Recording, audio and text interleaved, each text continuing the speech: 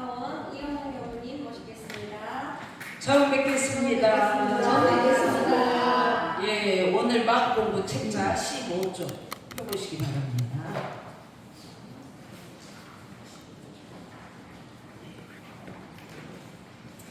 자, 오늘 공부할 내용은 뭐 두말을 할 것도 없이 단모임에서 개송을 가지고 오라는 거예요. 개송.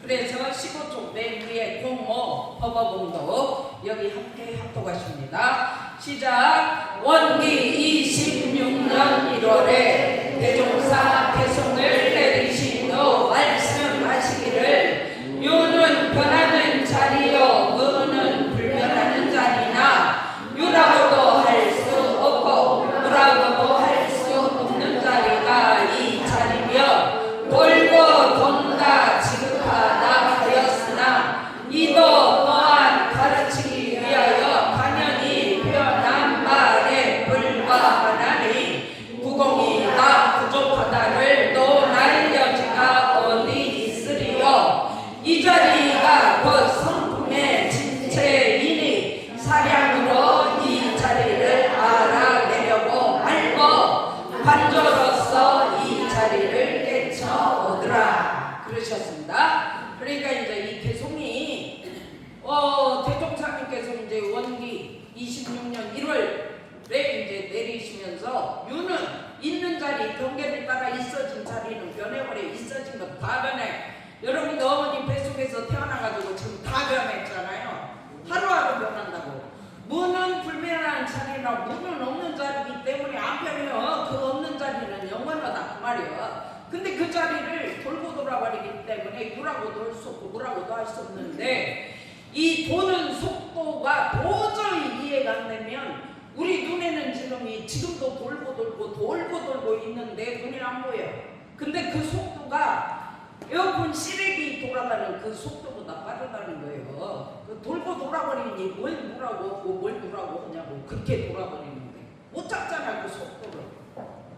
그래서 지극하다 하였으나 이것도 가르치기 위해서 표현한 말에 불과하니까 구공이다 부족하다를 논할 여지가 어딨냐. 그러니까 그 유는 변하고 무는 불변하는 그 유문자리가 성품이니까 그 자리를 그냥 직관해버려. 직관해서 관조로 뚫어버려. 그냥 어떤 면에 있어지라니까 저기구나 이렇게 그 뭐 복잡하게 머리 생각할 것이 없고.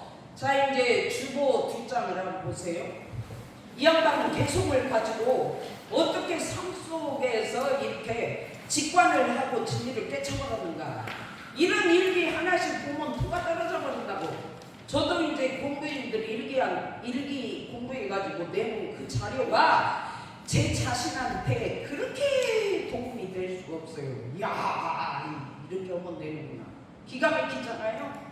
자, 함께 합독해 보겠습니다. 시작. 퇴근을 해서 마늘을 뽑았다. 뽑히는 마늘들을 보며 남편에게 물었다. 마늘이 살았어? 아니면 마늘이 죽었어? 갑작스런 질문에 남편은 뭐라 대답했지만 기억이 안 난다. 왜냐하면 남편에게 물은 것이 아니라 나에게 물었기 때문에 귀 기울여 들리지 않았다. 살아있는 것도 아니고 죽은 것도 아니지. 구공불생불멸 유무초월의 생삼은 살아있다라고 하면 이미 뿌리채 뽑혔으니 살아있는 것이 아니다.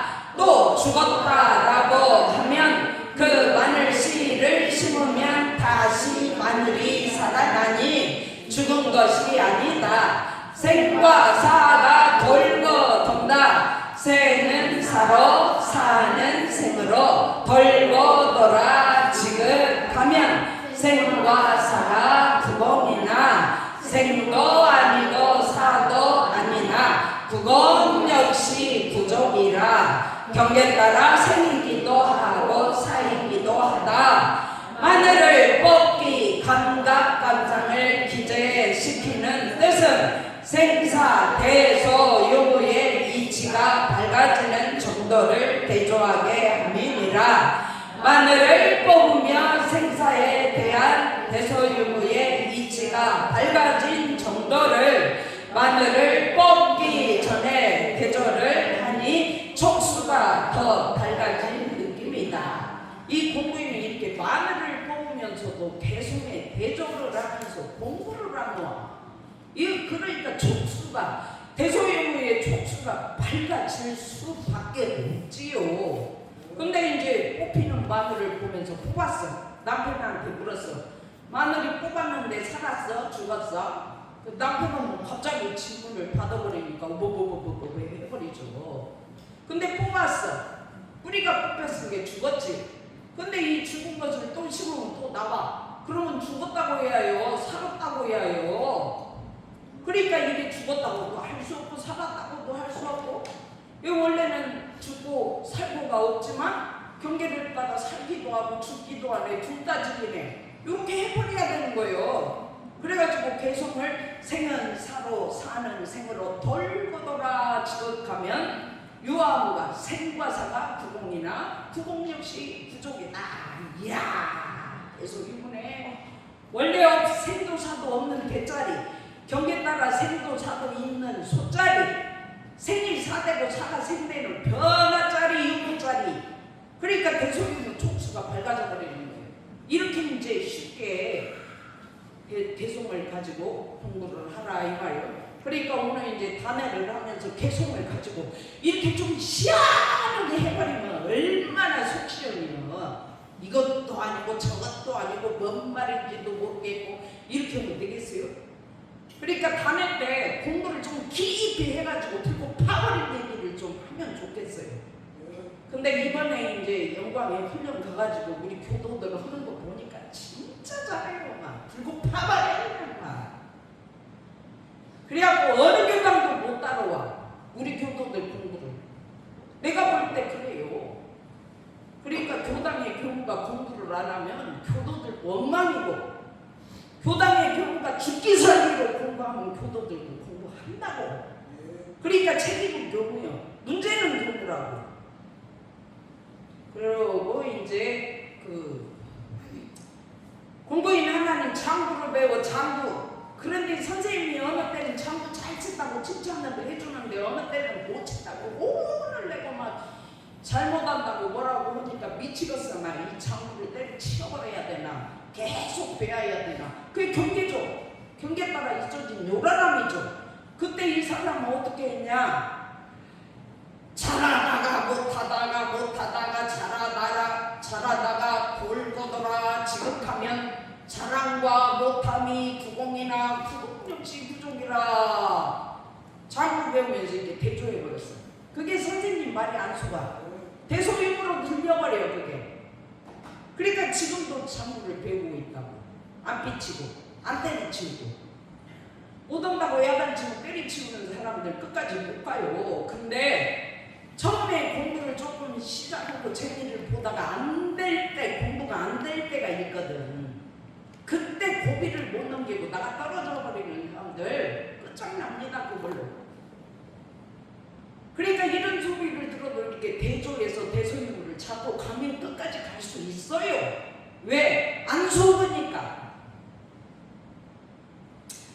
그리고 이제 한 사람은 한의원 원장님인데 뭐가 경계냐면, 한의원에 손님이 안 와.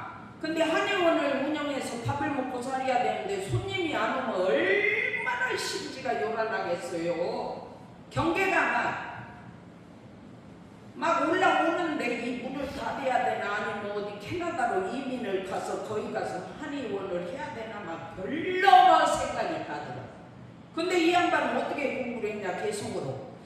환자가 있다가 없다가, 환자가 없다가 있다가 돌고돌아 지극하면 환자가 있다가 없다가 하는 것이 구공이나 구공 역시 부족이라. 환자가 있다가 없다가 하는 것을 전체로 다 진리로 봐버리면 있으면 있는 대로 없으면 없는 대로 공부가 되었고, 지금도 한의원을 하고 있어.